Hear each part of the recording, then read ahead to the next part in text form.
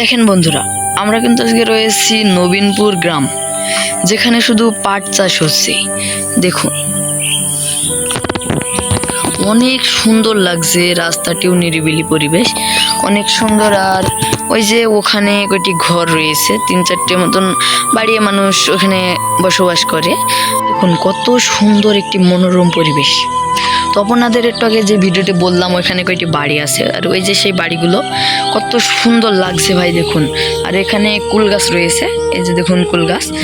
আর এদিক দিয়ে চলে গেছে পুরো ভারতে, মানে এই খালটি চলে গেছে ভারতে। আর কত সুন্দর, মানে এই ব্রিজটি কত সুন্দর লাগছে। আর এই যে মানুষ যাওয়া আসা করছে এই ব্রিজ দিয়ে, এই যে। আর এই যে দেখুন এখানে কিন্তু মাছ টলবল করছে। দেখুন এটা হলো ধলামাঠ বলে, মানে ওইদিকে ধলামাঠ বলে, আর এইটা হলো নবীনপুর গ্রাম। তো এদিক দিয়ে চলে গেল ভারতে। আর এই যে ভারতের তারকাটা দেখা যাচ্ছে, ওই যে আপনাদের জাস্ট একটু জুম করে দেখাই, দেখা যাচ্ছে। তো এখানে কিন্তু একটি নিম গাছও রয়েছে। এদিক দিয়ে চলে গেল পুরা ভাটপাড়া দিয়ে একদম মুজিবনগর, কি যাই হোক ওটা আমি জানি না। দেখুন এখানে যখন পাট উঠে যাবে, যখন পাট কাটা শুরু হয়ে যাবে, তখন এমন দিয়ে টলি বগি ট্রাক্টর যাবে। আর ওই যে দেখুন ওখানে কাদা হয়ে গেছে,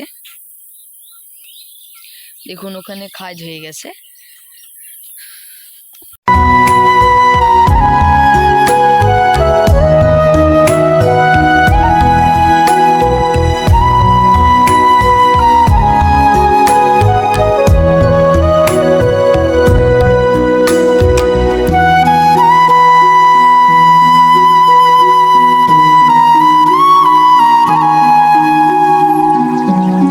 এই যে দেখুন এখানে কয়টি মানে বাবলা গাছে শালিক পাখিতে বাসা করেছে।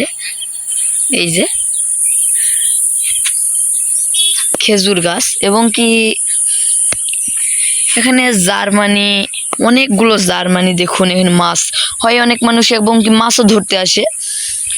তো ভাইরা, আমি পাট দেখে আমি মানে কি আর বলবো, মানে দেখুন রাস্তাটাও কিন্তু ফাঁকা নিরিবিলি।